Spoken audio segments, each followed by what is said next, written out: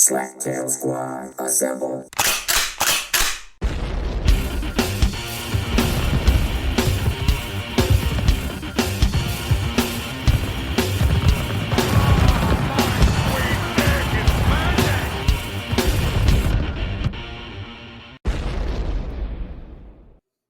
Welcome, members of the Great Slaptail Nation. It is I, the Beaveman, coming to you from what I like to call the Beaver Annex, I guess. Now it's the Beaver Annex. Well, this tiny little closet that I'm in is now the Beaver Annex. Sure, why not? I've got names for lots of my rooms, and I'm the Beaveman. And if you're listening to this, you're a member of the Great Slaptail Nation, my great Slaptail Nation army.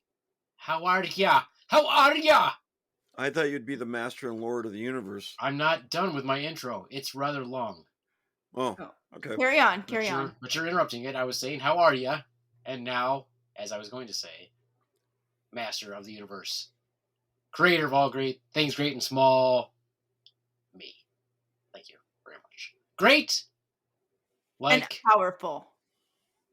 Great and powerful. Yeah, I was going to say, yeah, well, the next part of it is I say great like something, small like something. Great like, I don't remember. Small like. Great like my hair. Ooh, yeah. Small. Very like good. Nightwing. He has good hair. Yeah, Nightwing has awesome hair. And small like the amount of hair on Ron's head. There you go. Poor Ronz. No, well, let's face it. I am going bald, so I have to accept my fate. What do you think you'll look like if you go completely bald? I mean, you've had. Serial killer. I mean, you've looked. There we go. I mean, you've looked pretty much the same since we've known you. It seems like the same amount of hair. No. So I don't really think. I don't feel like you've lost it that more. much. You I think think so? I think a little more on the top. What do you think, Ronz? Do you think you're actually losing more hair? Yeah, like. Yeah, I am. Yeah, over time. Yeah. It doesn't bother me. I remember the first time when they shaved my head when I was in the military, and you're completely bald at that point, whether you want to be or not. And it looked weird. I mean, it wasn't this gradual receding where you got used to it. Your hair was gone all the way. So at some point, I had to accept the fate that if I'm going to go bald, this is what I'm going to look like. Only older, more wrinkly. Yeah, I can't Thank you for that observation, Swan. Yes. Yeah, I can't go bald because I have a wrinkled scalp. Like on the top of my head, it looks wrinkly. Like a Shar-Pei. Like a Shar-Pei. Not, a Shar-Pei with not as profound wrinkles, but it's still wrinkly. Well, does hair loss run in your family? Well, obviously not, because he still has a full head of hair at almost 50, so. Yeah, my dad has. He's been balding since I can remember. I've never known my dad to have what I consider a normal head of hair. He's always had the comb over my entire life. Yeah, he does. Okay. But my mom has a full head of hair, and so I will most likely have a full head of hair until I'm very old. Most likely. I hopefully will have a full head of hair, but thin in places. Yeah, I don't think you're gonna go bald. You're not gonna have that male pattern baldness. You're not gonna lose your hair on the top of your head. I think you're just gonna have thin hair. I think that's what's gonna happen. And and the longer it grows out, the more my comb over looks natural versus 3 or 4 strands of hair trying to make it look like I have a full set of hair. Yeah, are you gonna spray paint it so that it looks like it's filled in? I thought about that. Yeah, do you remember the old Ron Popeil stuff? Yeah, I thought about that because that looked really cool. I kill the environment, but make myself look good. Yeah, I wonder if people ever actually used that. I mean, obviously they sold a lot of it, so people must have really used it. But it has to look completely fake. Just on the infomercials, it looked completely fake. Yeah. How about on the internet? I've seen it where people get tattooed little dots all over their head, like in their part line, to fill in and make it look like, I guess it's kind of like what they do to their eyebrows too, like microblading or whatever they're calling it now. What happens when you get gray hair? You're going to have a full patchy dots of your dark hair color? Yeah, well then you just connect the dots. Then you just connect the dots. Yeah. You can make you connect the dots. Let's say the Beaveman. You could make like constellations on the top of your head. Yeah, no one's that going would to be know. cool. Either that or you could just get like a copy of the Necronomicon and put a bunch of those symbols on your head. Oh, It'd be kind of dope. sweet. Yeah. Like, Head- or in a Ouija, or get a Ouija board tattoo, and then, like, I don't know, run a comb over, see where the comb stops. I don't know. Put the Y on What your little penis. weird stuff. The Y on your penis. The N on your asshole. Oh, That's there you gross. go. There you go. Why is that gross? I don't know. I feel like that would hurt a lot. I mean, I don't know. It only hurt once. I guess. So, Yeah, I mean, Ron's plus challenge. Ron's next No. challenge. Oh, no. Penis Tattoo. tattoo. Tattoo your You asshole. can pick the tattoo. Yeah. We'll let That's you pick fair. it. Yeah. I'll even pay. No, well, to get thank it. you, but no. Yeah. I'll pass on this challenge. I'll even pay for it. Oh, no. Crowdfunding. Ron's why not? As anal tempting as that tattoo. would be. Yeah. Oh, it's You don't wanna do tempting. it? He wants to do it. Just No, make sure you shit really good before, because you might not be able to go for a few days. It'll be a little raw. Just so he can justify having a man handle his penis. Yeah. Honey, That's it why was a it's funny. tattoo. It was a tattoo for the show. Yeah. Slaptail Squad. Ooh, the logo. I don't think I'd do a logo. Pretty much just going to be an S. Yeah. We don't have people. We don't have enough room for the whole word. I've seen people get tattoos in around their anus, but I don't know. You have? How many people have you seen? Yeah, like you've you seen firsthand witnessed them? You like hanging out holding their hand while they're doing it? No. On the internet, you see a couple people. There are videos out there of getting it tattooed. Their anus getting tattooed. So this is what you look up. I've Yeah, never why- seen an anus tattoo. I You mean, haven't? what kind of search term Nope. did you? What kind of search term did you put in to have that pop up?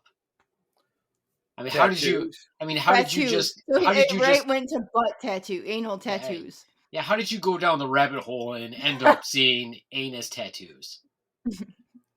I was watching someone get a tattoo online, right? Because I thought about getting a tattoo at one point, and I think I typed in Anus tattoo. yeah, anus tattoo, weird tattoos, and that popped up on my feed, and I'm like, all right, let's watch it. And wow, that was just, it looked incredibly painful, but kudos to them if that's what they like. I mean, I admire your sleeve and you having to stand still. I admire some of the artwork I've seen, but when you get to the more sensitive areas like the elbow, and I guess the anus would be extremely sensitive, to not flinch. He knows from personal experience. Well, no, I don't have any tattoos, but I cannot see, And why would you even want to put it there? Because I feel like gonna see it. Like, hey, check out my anus tattoo. Like, well, I feel like from a medical standpoint, you shouldn't even have that done. Why is that? Because damage to that area can cause so many complications, like fistulas, fissures, all kinds of stuff. So I'm like, I don't think that would be the same anywhere you got a tattoo. I mean, couldn't it? No, you can't. No, you generally can't get an anal fissure from a tattoo on your arm. On your elbow. Well, I would agree. You also can't get a rectal bladder fistula from a tattoo on my knee. No. No. What is a anal rectal or rectal fissure? I've never heard of one. Well, I said fistula, but that's okay. Or are you talking about the first one? You're talking about you said anal fisting, and I'm like, wow, that is really a painful tattoo. Look at what he's going through now. He wants an anal fisting. A fissure is okay. Shut up, Ronz. No, you know, Swan. Someone is sexually deprived, and that's on the Beaveman. So you need to step up and take care of your business, there, Beaveman. I don't even know what you're talking about. I stopped listening because I was waiting for you to stop talking. All right. I'll stop talking. Go ahead. So a fissure is just like you would imagine it to be. It's just a space, an empty space where there's a crack in the skin where it hurts really fucking bad. So if you can imagine just like, you know how when mud dries, there's a crack through the surface of the mud? Think about that through your skin, where it's exposed skin and it hurts really fucking bad. That's basically a fissure. So, or you commonly see it with like little kids where they get the cracks at the side of their mouth. That's a fissure. Or like athlete's foot, where your between your toes gets a crack. that can be a fissure, like in the space. And so it's painful. So if you get a bad anal fissure, can actually become a fistula. A fistula is way worse than a fissure. So a fistula, just if you can imagine a communicating tunnel between your rectum and your bladder to the point where all of a sudden you might be pissing out shit water. Wow. How fun would that be? It's not. It's bad. Or it can go from your vagina to your rectum if you're a woman as well. Sure. Or from your both. bladder or anywhere. to your vagina. It's not good. A tunnel. And you don't want a tunnel there. Yeah, tunnels are bad, folks. Tunnels are bad. You don't want a tunnel, Danny. You don't want a bladder to the vagina fistula. You don't want a rectum to the bladder to the vagina. You don't want 3 parts to the tunnel, Danny. No. 3 parts to the tunnel. No, wow. That's more than I probably needed to know. That is interesting. And I just, on a whim, typed in anal tattoos, and wow. So now he's interested. That's where you want your first tattoo to be? Your first and only. Your first and only. No, I don't. But what I'm saying is, wow, how can that? Yeah, it's got to be pretty painful. I really think that people with your skin tone, Ron, should only get tattoos. Oh, my skin tone. Now it's a racist thing? Should only get tattoos of, like, maps of rivers. Because that's basically what you already look like. A river? Yeah, it looks like there's a bunch of my people. There's like a bunch of rivers going across your skin, so you might as well just get that tattooed. Oh, I see what you're saying. If I'm understanding correctly, because I have wrinkles, so I just get them like filled in with water. No, because you're so pasty that we can see your blue veins. Yeah, I thought that was pretty obvious. Yeah. No, it wasn't, and thank you. Well, it was obvious to me, but I guess. So, wow. I've never been called so white that I needed to get tattooed. Well, you don't, but I said if you're going to, you might as well get a tattoo of a topographical representation of a bunch of rivers. Whoa, watch it because at least that would make sense. Topographical, it's too big for you. It is, trust me. Well, Ronz, I would like to pay tribute to your genius, if I may. No, please, let's make this about the tattoos. Why? I like to pay tribute to... You don't even know what we're going to talk about. Actually, I do. No. What are we going to talk about? I digress. What are we going to talk about? What are we going to talk about? Digress.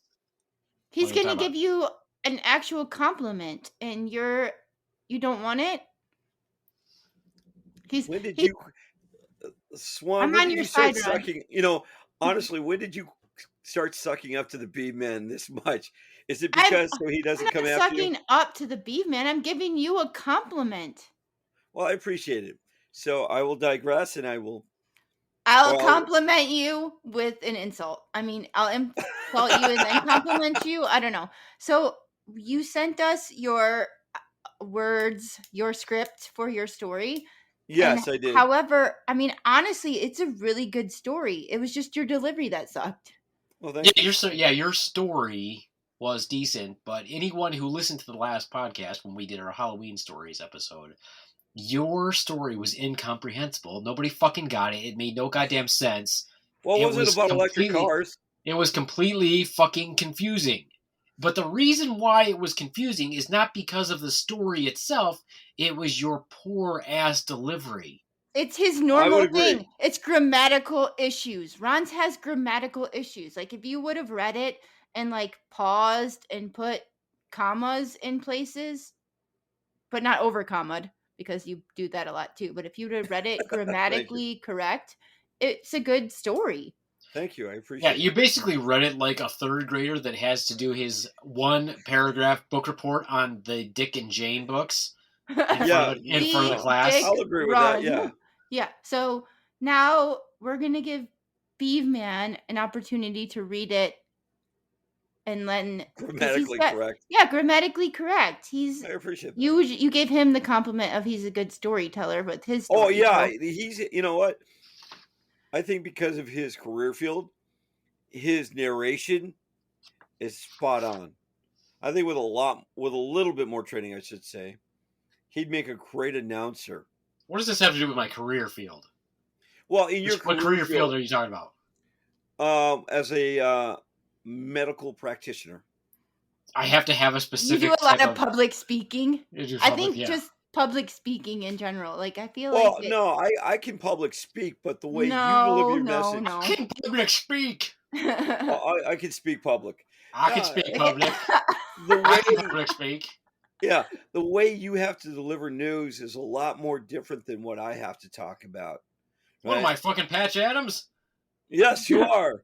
But you have to be spot on. I mean, one wrong word or one wrong sentence or the way you deliver it could mean the difference between life and death. You have cancer. Oops, I mean you don't have cancer. That's pretty important. I meant chlamydia. You have chlamydia. Yeah, exactly. Or that cold sore, while though not herpes, it's just a cold sore. It is herpes. It is herpes. It's herpes. Cold sores are There herpes, you go. but you know, that's fine. So you are, you've got that quality about you. That eloquent speaking ability. I would agree. Oh boy. Okay. So you're gonna read it for us? No. What are you gonna do? I'm gonna read the whole thing, but I'm just gonna take it block by block. Is there some interesting points in here? Yeah. Okay. I think you should read it because I think it. I should say this. Read. I'm kind of like taken aback because the way you were right, Swan. I probably should have shut up. Yeah, you would have got your compliment, but now I'm just going to insult you. No, I still got the compliment, but I was taken aback because, I thought we were going to hit you first. Yeah, I did. It's kind of a backhanded thing, like in martial arts, if I hadn't listened, you would hit me. I'm like, well, you weren't listening, and what did you learn? Don't talk back to the Beaveman, or let the Beaveman talk, and then you can talk. Okay. And you know what? And speaking before we do that, how would you deal with a person who talks back in your style? Can I just tell a funny story? Is it an adult or a child? Doesn't matter. Then we can answer your question, but can I tell a funny story? Yes, I want to hear your funny story. Go ahead. So this morning, I was finishing up with my class, and Ronz's class was coming in. Ronz, I don't know if you guys know this, but Ronz is a martial artist. We haven't talked about it in a while. Ronz is not only a martial artist, but he's a black belt. And not only is he a black belt, but he's also a sensei. I am not. He is. I am not. He is. Anyway. So his class, like I said, was coming in. My class was finished. I'm in the locker room changing. This tiny little boy comes in. He's probably like 4 or 5. Probably 5, I guess. And, he starts talking to me in a typical little child voice. And I'm like laughing because what he's saying is funny. He's like, so he says the names of these 2 kids. He's like, so these 2 kids, they're orange belts. And he's like, and do you know what? One of them tried to push me in the locker. And this other one, he kicked and punched me. And I don't know what to do. What should I do? And I said, well, do you want me to tell you what I would do or what I would advise you to do? Or do you want me to tell you what karate will probably tell you to do? Because the advice I give you, young man, will be much different than the advice you get from your senpai in karate. So maybe you should talk to your senpai in karate. And he goes, but they are my senpai in karate. And I'm like, yeah, but your senpai have senpai. In other words, senpai is just another thing for more senior student than you. Anyway. And so he just kept talking. Very funny, little young man. He kept talking about his woes and what should he do. And I kept telling him, I'm like, yeah, you don't want my advice on what you should do, young man. So then these 2 little kids came in. One was wearing his little outfit with his little orange belt on. And the other came in to get changed. And he looks at them and he goes, I think that's one of them. And I said to him, I'm like, do you want me to throw him in a locker and lock him in there for you? And the little boy who I said that about looked at me in horror. His eyes got ginormous. And his eyes got big. Yes, they actually did get big. It was kind of funny. I'm like, just kidding. But then once again, not really, I told him, kid. not really, kid. But I'm like, because Dibs, this kid came to me with his problem first. He may be the actual bad guy, but you know what? He spoke up first, so I'm just gonna have to take his side. And so I just told him, I'm like, you should probably talk to your senpai about it. You don't want the Beaveman's advice on what to do. Ronz, you know me pretty well. What do you think? What do you think my advice would have been to that young man about his troubles? Now, don't put on your karate hat. You can put on your karate hat after. You can put on your karate hat after, but right now, what would the Beaveman tell that child to do? Put on your Beaveman hat, and what would you have told this young man how to deal with his problems? The Beaveman hat would have said, all right, this is what you should do. Come at them, block or punch, kick, whatever, right? Whatever style that you decide to do that. Put them in a locker, lock the locker, and say, when you've learned your lesson, then you can come out. Until then, that's where you're going to stay. I feel like you're talking too much. Beaveman ain't going to talk that much. The advice I would have given was this, Ronz. Yes. What is the advice? I would have said, young man, don't do anything fancy. Punch that kid in the dick. Don't even waste your time. If you want, drop to a knee and punch him right in the dick. As hard as you can. I thought for sure you would have said throat punch, but dick punch is a little bit better. I mean, either way, one or the other. You got your choice, throat or dick. Throat punch is more for the adults. In this instance, it would be far more effective if the kid just punched that kid in the dick. You know what? Honor, don't let honor get in the way, kid. Punch him in the dick. I can't remember how the shirt went. And I asked the woman who was wearing this shirt, where did she get it? But it was someone made it for her. But the shirt said, feels like a throat punch morning. And I'm like, could you tell me where you got that shirt, ma'am? Because I've got a friend who's a throat punch donor. Right? And she goes, I'm sorry, I had that made for you. Or made for me by somebody. And I'm like, oh, I was so disappointed because I thought that was the shirt I should get you for Christmas. Yeah. Fascinating story. So it is. So Ronz, what yes. As a senpai. As a sensei. What advice would you give little with your karate hat on? What would you have told my karate cat? Get a hold of an adult. We're not about bullying. We don't tolerate that. We'll in any style with anybody, you talk to all parties to see what really happened, right? An acquaintance of mine once said there are three sides to every story. Your side, their side, the truth. And somewhere you have to find the truth. So once, get all parties involved and see where it goes from there. Right? If it turns out to be this way, all right. Work it out. So what you're saying is, no matter what, I was correct. Sure, we'll go with that way. I told him to ask his senpai. I told him to talk to his senpai. I said, because you don't want my advice, young man. I do believe I heard some of that conversation go on this morning while I was changing. You probably also heard my sensei laughing his head off. Yes, I did. Yeah. But I thought it was I didn't think any much of it. Yes. So, Swan, what would you have said? What would be your advice? I mean, I don't really like children, so I don't really. She wouldn't even have listened. She wouldn't even. I would have been like, "Hey, kid, shut up." Not my problem. Shut up, kid. Not my problem. I'm gonna throw you in the locker. You are kind of whiny, so you probably look like you deserve to be in a locker. I'm gonna solve this problem for everyone and throw both of you in a locker. That probably would have been my solution. Okay. That would have been okay with me. I thought it was funny. It was. It was an amusing. I just thought it was funny that he approached you with asking for advice. I mean, you do look a little scary. Apparently, you're approachable to children.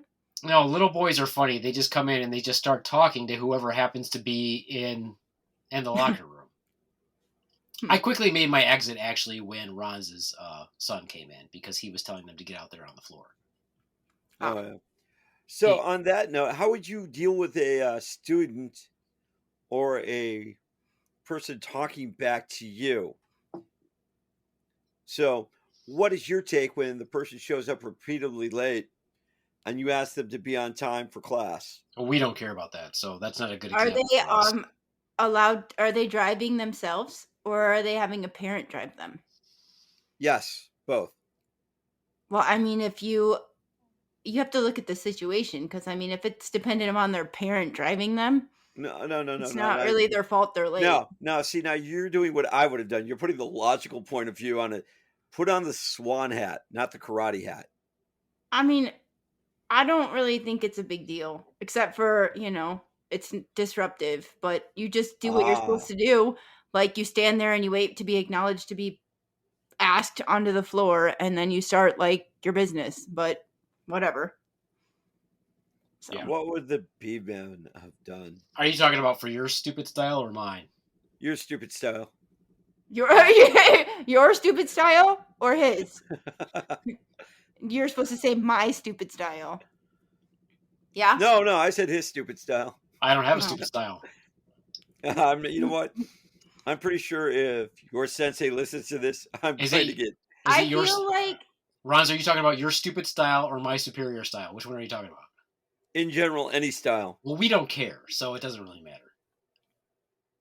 If you show up late, we don't care as long as you showed up. We don't really care. I mean, you're not going to be disruptive anyway. So you just wait till we call you on and you do stuff with us. So. Oh, I noticed that you don't call people on; they kind of wander onto your side. Yeah, we don't care. Yeah, and then whatever we happen to be working on, they usually watch us and they stretch, and then when we're done with whatever particular thing we happen to be working on, then they join us. So yeah, we don't really care. So. Okay, so let me flip this on you. What if that person chose to be late every time? Well, first of all, thankfully, as I tell my own sensei, hopefully this is not boring for people when they listen. It's just a look into the mind of the Beaveman. As I tell my sensei, I'm not responsible for any of the students that come to the dojo to take our class because I am not the top student. So every time I go there, there's usually people who outrank me. So therefore, I don't give a fuck what anybody else does, unless they're being disruptive and annoy me, and then that's different. I mean, okay. I feel like if you're going to give effort the whole time you're there, but half those kids, their attention span is like 12 minutes. So if they give you 12 good minutes, you're getting, I mean, I'd rather have them be late and give me 12 good minutes and then. Yeah, there's a trade-off. There's always a trade-off with training children. That's the thing, is, like, you have to be really prepared to train children. Oh, I agree, but and especially, and I think, okay, well, that's different. If it's an adult, that's different. Yeah, if it's an adult, though. Yeah, it's an adult. If they're just being late because they're freaking fucktards, then sure. But if they're being late for, I got out of work and I can be 20 minutes late and I can show up and give my full whatever because I'm 20 minutes late, that's a different story. Oh, I agree. Yeah, but you know, the other thing always, Ronz, is you're not, there's a million people who outrank you who usually show up too. So it's not even your problem. You don't even have to worry about it. I would agree with that. And if they're not worried about it, and if somebody, let's say, here's my opinion. So let's say you go to the dojo, like this morning, right? At the dojo, there were 1, 2, 3 people. I mean, I'm not 100% sure on this, but I think I saw 4 people that outranked you. Right? Yeah. 1, 2. Yeah, you are correct. Okay. So if that happened that morning and none of them gave a shit and did anything about it, but the top person thought that was an issue, it should never filter down to you. It should have started with that first person who didn't give a shit. You know what I'm saying? Okay, so you know what I mean? So you're saying, I understand what you're saying. Your Kaicho was there. Your top guy was there. Oh yeah, the top dog himself. The top dog himself was there. And if he was observing this and said, you know what, the first 4 people didn't say shit about it. The only one who should have got in trouble about it was the first person. And he'd been like, hey, dude, it was your job to say something about this, and you didn't say anything. I'll agree with that. That's what I was saying. Really will. However, and here's the fly in the ointment, I would say, or the anal tattoo, is that here's the fistula of the whole thing. Of the whole thing is that person turned around and started arguing with the senior belt versus saying, "Okay, I'll try to do better." They made excuses constantly, and it just kind of like, and it got to a loud vocal match. Not a screaming match, but a very loud vocal match where it kind of got just, you could hear what it was going. And instead of saying, okay, I will try and do better, right? Or I understand the traffic's a little heavy, I tried leaving early. This person says, I chose to be late because I couldn't find a parking spot or whatever reason. So instead of trying to fix the problem, or acknowledging that they've done wrong, or saying that, all right, you're right, I can do better, or, all right, I'll try to move on and we'll get through this. They chose to argue. So it wasn't even the being late that was the problem. It was being disrespectful. And that's a different story. No, it's actually both. They were late. Okay, but yeah, you could have said, I'm late, I'm sorry, move on. Like, I'll do better next time. That would have ended the whole entire project. The real problem is the disrespectful, argumentative bullshit. And that's a whole nother problem. Yeah, because it's just like anything else. Our dojo is a place of business, and we don't have to be abused by anybody. So it doesn't matter if they paid for a membership, we can ask them to leave. That's part of our thing. That is our culture. That is part of our culture at the dojo. You're not going to come there and be a jerk or disrespectful. We just ask you to leave. And if you don't leave, we'll make you leave. You're going to leave. How would you make me leave? How would I make Punch you in the dick? Punch you right in the dick. And I'm very well known. This is one of the things that I'm most thankful to our friend Dave. And I don't know if he listens to this podcast or not. Who knows? He probably doesn't. And Dave should. And Dave should. One of the things everyone should. That I'm most thankful to Dave, and I'm pretty sure Dave is the one who taught me this. I did something very similar, but not exactly like he showed it, is he kind of showed that you should attack from two angles at the same time. Now, I'll attack, but mine's more of a flurry attack. So this whole attacking from two angles at the same time is something that I'm pretty sure Dave is the one who kind of taught us that. I think so. Which is really fun. So Ronz, if I was going to attack you, you would not just get punched in the dick. More likely, you would probably get kicked in the dick as I block with one hand and punch you in the throat with the other. So this would actually be a 3-pronged attack. And as you reeled back from that, I would probably transition into some sort of a throw or a lock with a throw. And that's why I don't want to piss you off. Why not? You're a black belt. It doesn't mean I can't get hit by the big man. The good thing is with a black belt, you won't be able to see Ron's bleeding if he bleeds all over his belt. It'll just blend. It'll just blend in. I will agree. I will agree. Just blends. Yeah.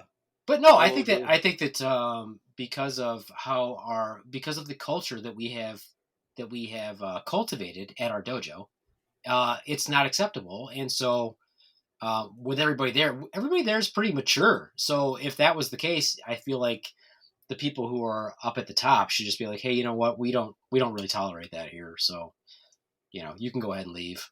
And if you decide to come back, you can come back. If we let you come back, but right now I think it's best if you go. Because they shouldn't be arguing. You know what I mean? Yeah.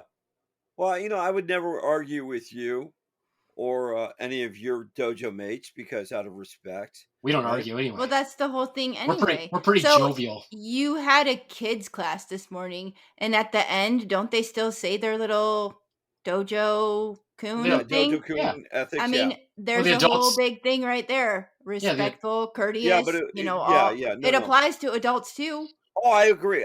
So you're going to practice that and say that, but you're doing something that isn't part of that. You're not. I totally agree with that. I really, really do.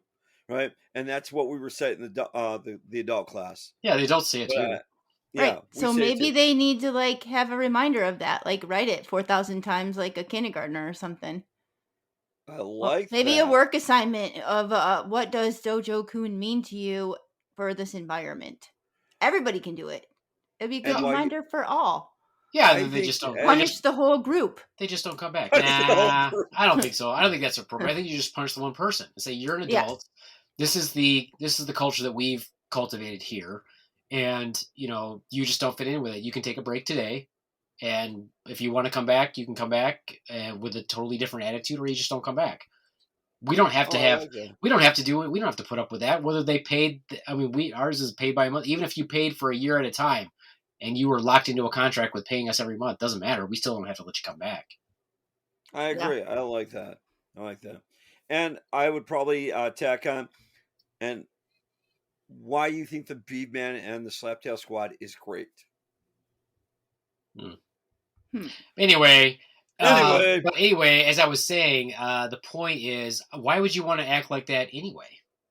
I mean, if you're going there to learn, why would you want to piss off the people that you're supposed to be learning from? I totally agree with you. I will not argue that point. Right? Some people are just dickheads. Oh, I agree with that. I mean, once again, I think it's also, I come from a different background than most. I think the B-Men would agree that the minute you step into the military, they break you of that habit. You don't talk back, you listen, and you kind of build that rapport up until, you become part of a team. But you don't ever get that ability to talk back to anybody unless it's detrimental to your health, right? So, yeah, I agree completely with what the B-Man is saying. Yeah, I mean, I don't think that we've ever had to. I can't really think of any time that we've had to deal with that on our side. Oh, no, not on your side. Because, I mean, really, we're pretty laid back, and we're pretty laid back anyway, and we don't really attract people who are obnoxious, but we have attracted people who are obnoxious, and we're still really nice to them. And usually, there's almost like this unwritten. It's almost like you get this vibe between all of us, and we're like, yeah, we're going to make this as boring as possible so this person never comes back. Or, I mean, really, I think it's almost like that's what happens. We're like, let's just work on footwork for an hour. Or let's work on rules for an hour. I mean, you could do the same thing. Like, okay, we're going to, and that weeds out people who don't want to be there too. We're going to do a whole class of punches or whatever. No, that's too interesting. No, that's too interesting. You got to do something. I agree with you. You have to do something just completely boring. And so I'm literally, I think that's what's ever happened to us. If we're like, yeah, we're not so sure about this person. And then you can kind of feel this shift in between all of us. Because there's not that many of us. It's like we can feel, we're like, would this person actually fit in with us? Is this somebody that we actually want with us? And then you can see that whole shift. And then we end up doing something that's really painful or something extremely boring. Is that what you did to me when I attended class? No, we did regular shit with you, and you just turned green and almost passed out with every fucking thing we did. It's painful. This is interesting. I didn't know the Swan actually took a class with you. She took a couple. She took a couple, but she would get like green and sweaty and nauseated and almost pass the fuck out. Joint locks make me, that type of pain makes me physically want to throw up. What did you do to the Swan? Nothing. We did what we normally do, and we never do it hard to anybody new. Ricky does. No, he doesn't. You don't know. He does. I don't think you know what hard is. Okay. Unfortunately for me and for you, because I'm getting older. Ricky is one of the nicest guys out there. But if it doesn't work, well, that is funny. He puts it harder and harder. Like, what one doesn't work on me? One of your things, it doesn't work. So he like wrenched on my arm to make it work, or to try to make it work. And that's part of making it work. It's part of learning. Okay. So if it doesn't work, that means the technique is wrong. No, it wasn't. The technique is wrong for this one. No, the some people. Was fine. We have a technique it's a specific nerve pressure point. And there's a good percentage of the population it actually doesn't work on, as if their periosteal nerves do not respond the way other people's do. Swan happens to be one of those people. My sensei did it to her too, and it didn't work. She just doesn't have that. It doesn't hurt there, but other ones hurt extra bad, and it makes me want to throw up. It like makes me pale and green, and and barely putting it on her. So yeah. Whew. My other nerves make up for my lack of sensation in that one nerve. Yeah, and on a technique that we really don't even use that much. So it's like, who cares? Yeah. Anyway. Oh, interesting. Anyway, the point is... So do you want to read Ron's story now? I want to read just a little bit of it at a time because I didn't make that many corrections. But Ronz, this is how you should have gone about reading this story. By all means, at least the first away. part. I want you to read... This is how you should have read the first part. Okay? All right. The name of the story is called The Nobody. In a world where everyone wants to blame someone about the everything exists the nobodies. The nobodies are either the group of people, a single person, an entity, or just a conscious thought brought out to life by those who just don't want to care or want to deal with anyone or anything anymore. Coming this fall. I love it. I fucking love it. Doesn't it sound so much better? I mean, it kind of grabs you and wants you to read it. I agree. Your delivery didn't suck ass, Ronz. I totally agree. You're right. And I'm not just rolling over to shut him up. I am agreeing because the way he's reading it is like, oh, I'm intrigued. Keep going. You've gripped me in a good way. Coming this fall from Miramax Studios from the people who brought you The Avengers, Blade, and Raising Arizona comes The Nobody, starring Benicio del Toro. Oh boy. Yeah, no. So, no. But, yeah, no, honestly, it's actually a decent story. Yeah, there's just some things that you should have changed. It's like, because, The Nobody is this unnamed entity, so therefore that is the evil persona. So some places through here, you put nobody when you should have actually used a different subject or a different noun to describe something other than the nobody. Yeah. I tried to think that through. I really did, but I couldn't think of how I would word it. I didn't want to spend too much time on just that one thought process. I wanted to write down what I was feeling at the time. Yeah, but did you read it afterwards? That's Ronz's big problem right there. No. I read it afterwards, and the more I read it, the more I wanted to tweak it, but I didn't want to lose the context of what I was writing. You should have went behind the scenes, Ronz. Yeah. Just go behind the scenes. You know what this story reminded me of as I was reading it? What is that? That song by the Rolling Stones, Sympathy for the Devil. Oh. Okay. I don't feel like I know that. Probably know it if I heard it. Well, it's basically saying that the devil was there for each one of these things. Like, he was in a tank and, in World War II, he was here, he was there. This influence at all times is the evil influence. Mm-hmm. All right, as I continue my story in a more normal voice. Okay. Some evil deeds start with nobody, whispering in their ears, giving life to conspiracy theories. The nobodies give them the thought to make what they want done a reality. Sometimes the nobodies manipulate society to make it dance like a puppet, while nobody watches and laughs. When prophecy, conspiracy starts, this is what I changed, no one pays attention until it's too late and the process of evil doings has taken a foothold. A graveyard floods. The coffins break free from their entombed home. The dead will rise from the earth. The angels will burn. The water will be on fire. Famine will come across the land and all will starve. Nobody sees this all happen and smiles. Nobody turns humanity against itself. Humanity loves to point the finger at each other, yet nobody is to blame. And no one ever sees nobody do anything wrong. Nobody fires the first round to start a war. Nobody starts a fight. This is the part I didn't understand here, Ronz. I put a little W2EF next to it. Okay. Nobody has recruited the homeless. So why are you demonizing the homeless, Ronz, in this particular paragraph? No, I think he's trying to build an army. Like, nobody's trying to build the army. So by people who are lost and forgotten, who can do things that nobody can do as well and get away with it.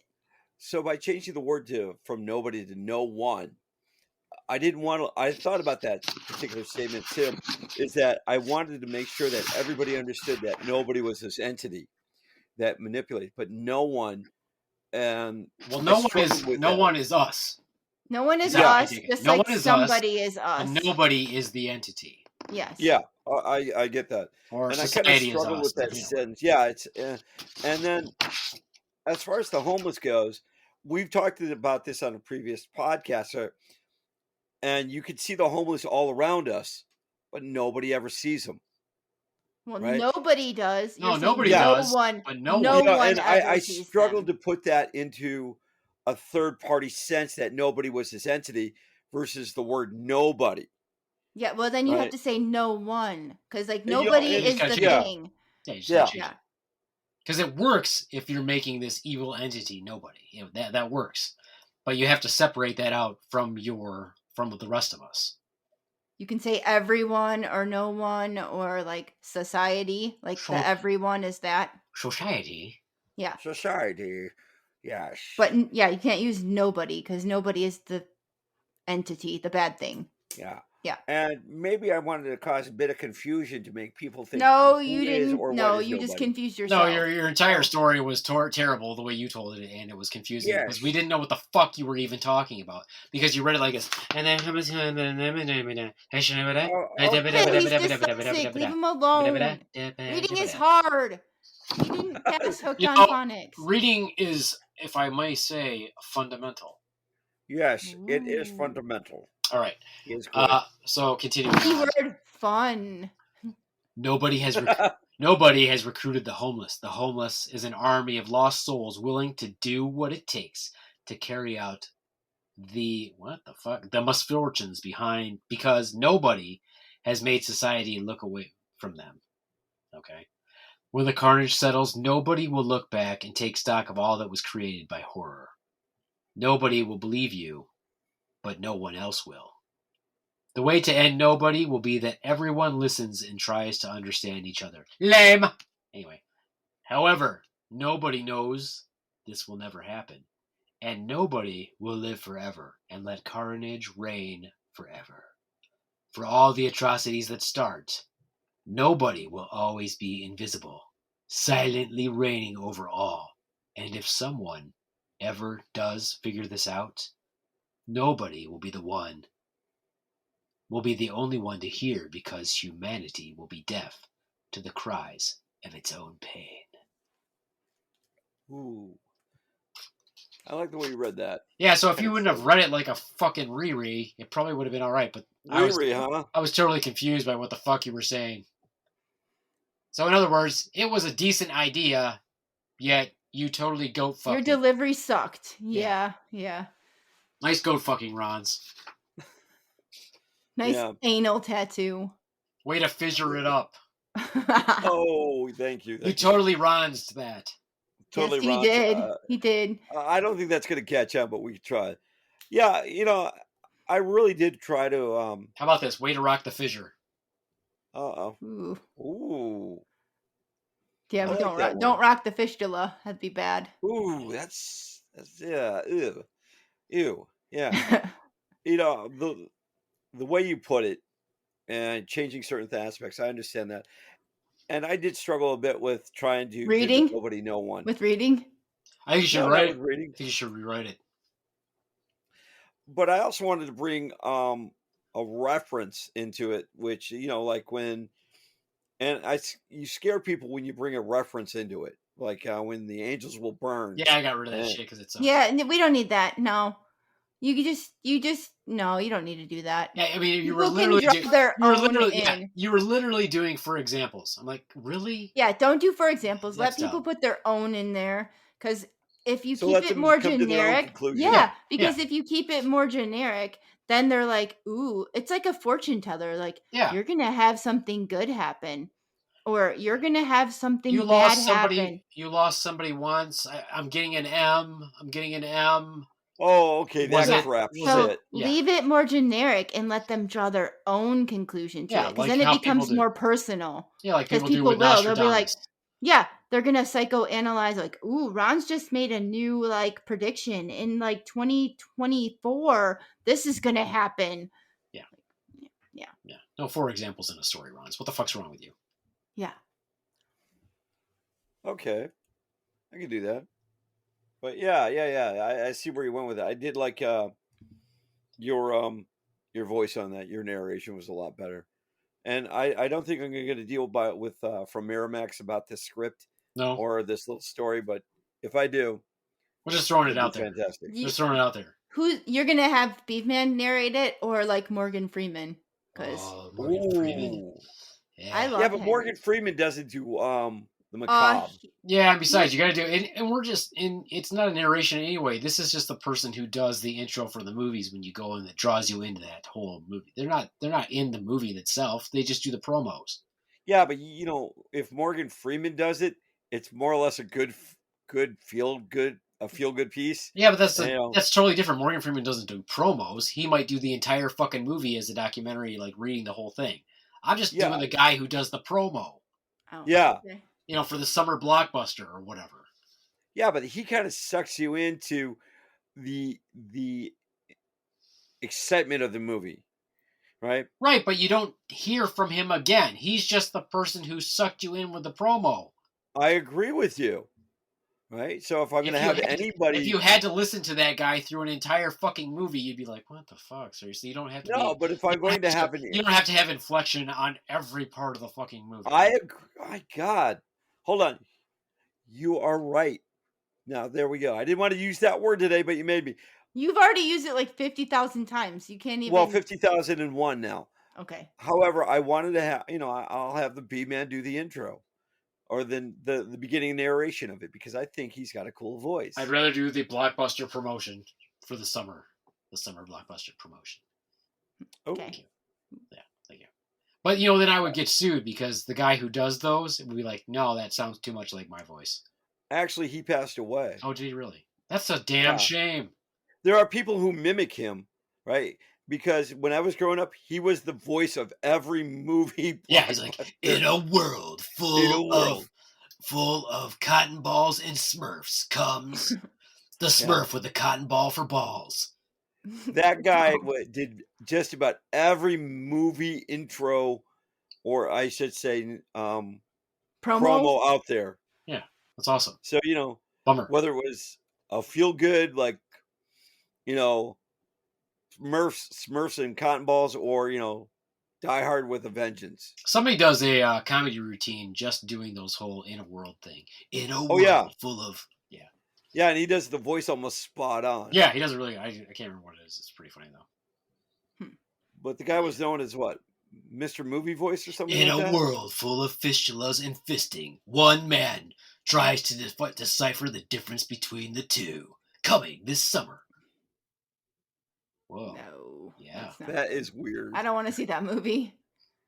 I might. What's wrong with it? I'm sure you do. It could be a good indie film. Fistulas and fisting. Searching for the difference between fisting and fistulas. Ew. No. In a 24 movie. No? Diving into the deep canyon. How far are you willing to go? Yeah, I could see, you could write some narration to that. Would you plug it up? I like that. No? With what? I don't know. Glue stick? Join us as the Swan Caulk ventures down this. I mean, pretty much surgery from a surgical perspective. Basically the procedure is caulking.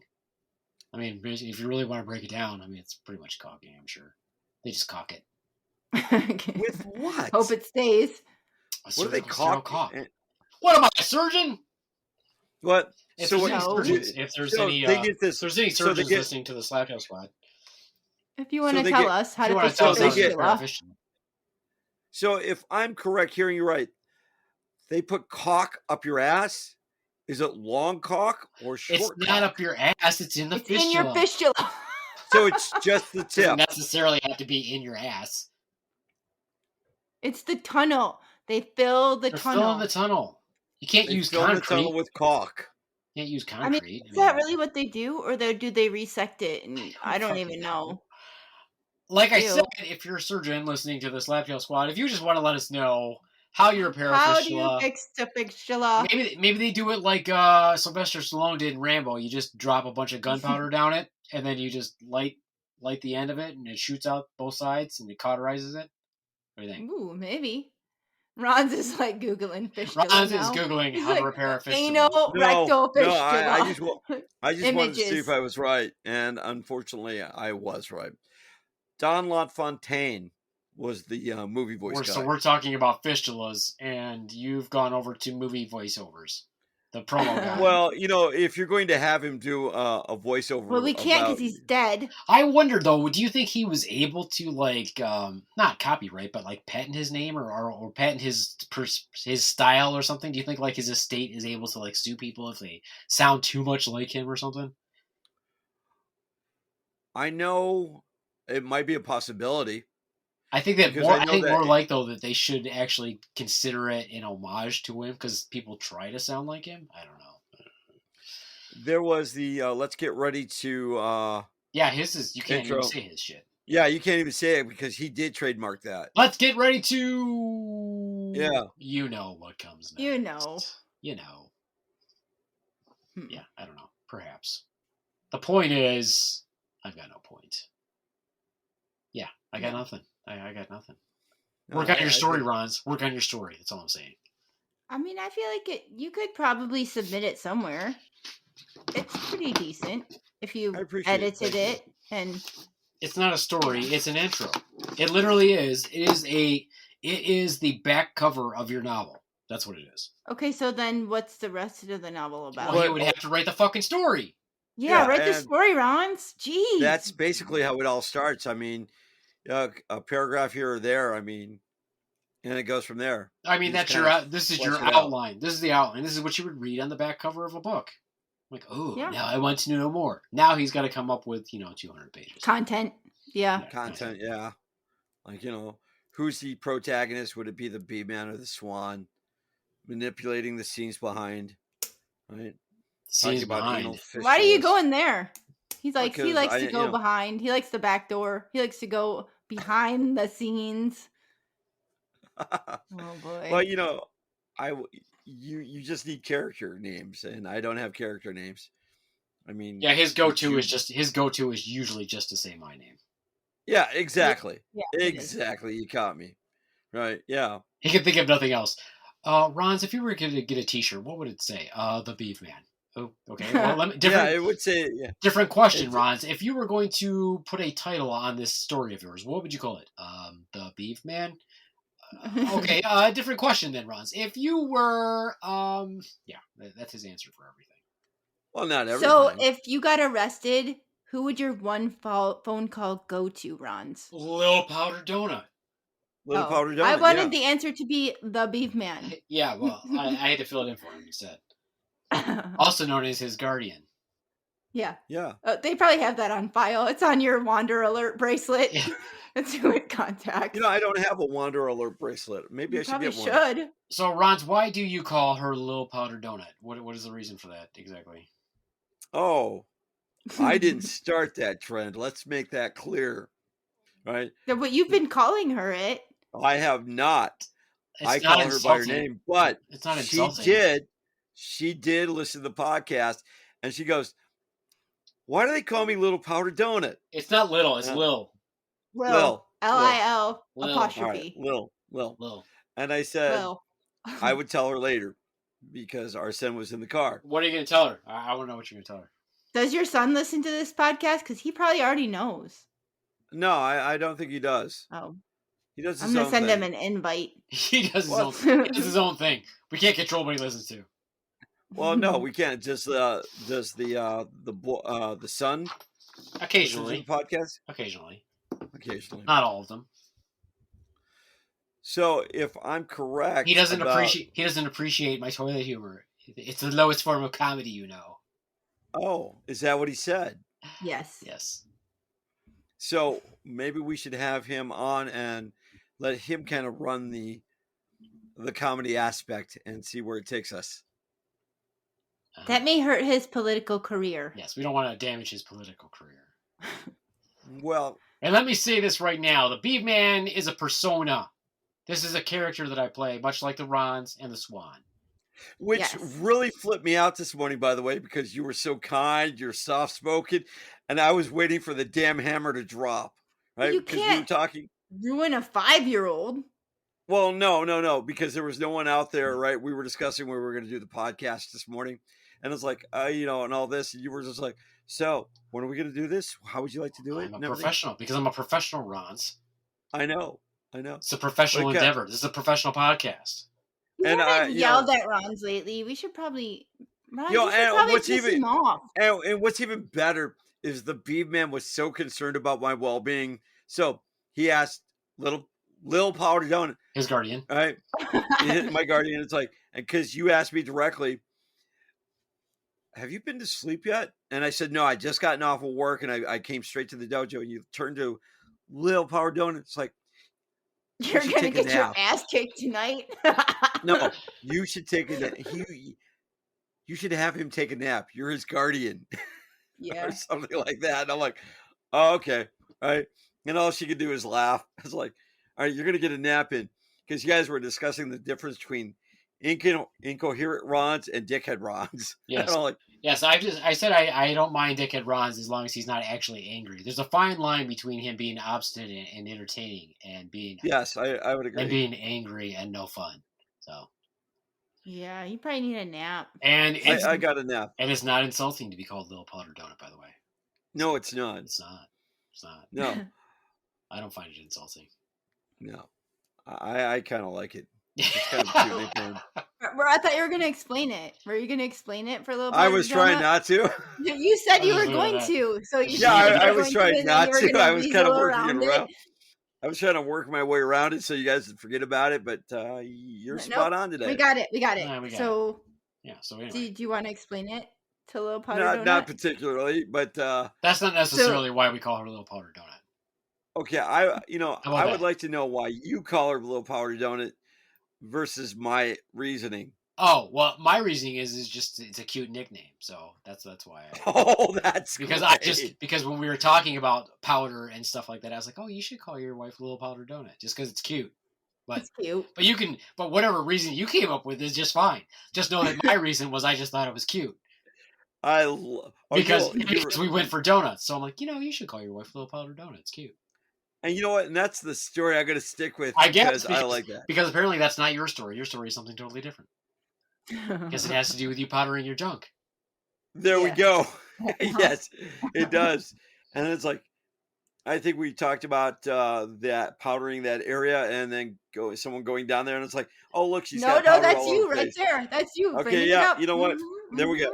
We'll leave it at that. I screwed up. Yeah, so just That's so you know, it. if your significant other listens to this, that was not my reason for the nickname Little Powder Donut. And apparently that was what Ronz was thinking, though, and so I cannot be held accountable for what Ronz thinks.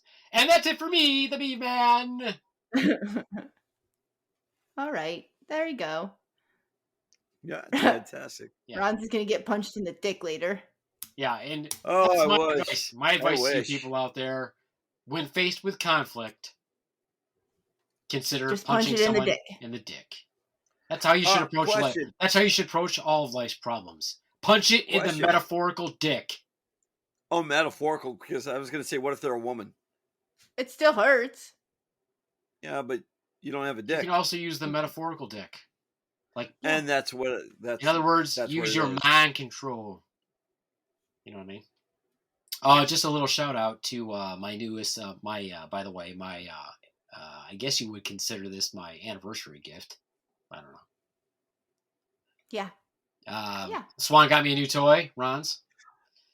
And it's called the... Does it have 3 speeds to it? Feet Up? No, it has no speeds. What's it no called? speeds. Feet Up? The Feet Up. I think it's called Feet Up. Yep. It was really fun, very relaxing, What but is it? you should totally deep breathe when you use it because I used it yesterday and got some little capillary bleeds under my eyes where it looks like I got punched in the face.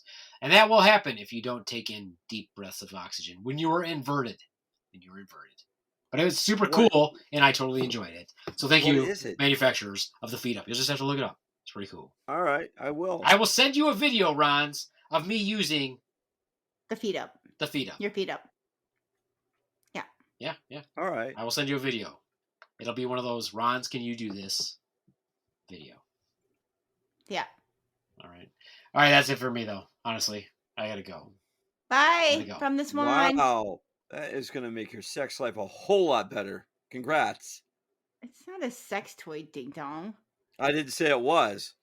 But now that you mention it, Ronz, could be inverted in that naked. You could. That's the video you're gonna send him? Yeah, I'll send you that. Ronz. All right, that's it for me, the Beaveman. I would like to thank the Ronz for his brilliant story that he totally fucked up for the Halloween episode. So we're so sorry that he fucked that up, but it could have been a really, really good story, but he jacked it up. So that's a backhanded compliment, like a throat punch and a dick punch at the same time. Yeah. Take life by the balls, people, and at times deliver a punch to the dick, metaphorical, physical, or otherwise. Advice to live by from the Beaveman. Adios, mooch fuckos. From the Ronz.